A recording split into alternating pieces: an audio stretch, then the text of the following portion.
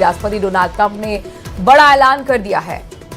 तो Donald Trump ने truth social पर पोस्ट करके बताया कि ईरान के साथ उनकी डील फाइनल हो गई है और उन्होंने कहा कि होर्मुज स्ट्रेट को बिना किसी शुल्क के खोलने और अमेरिकी नौसेना की नाकेबंदी को तुरंत हटाने की अनुमति दे दी गई है। ट्रंप ने अपने संदेश में कहा है कि अब दुनिया भर के जहाज सामान्य रूप से आवाजाही शुरू कर सकते हैं और तेल की आपूर्ति फिर से सुचारू रूप से जारी रहेगी। उन्होंने कहा कि ईरान के साथ होने वाला ये समझौता पूरे क्षेत्र में शांति और सुरक्षा लेकर आएगा।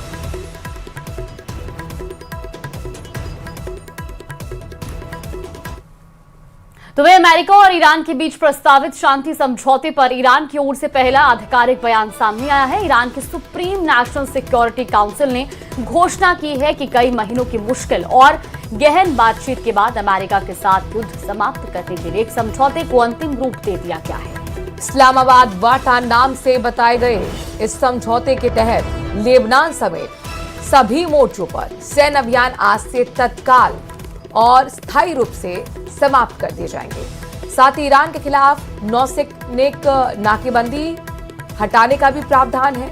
इस समझौते पर 19 जून को औपचारिक हस्ताक्षर होने हैं।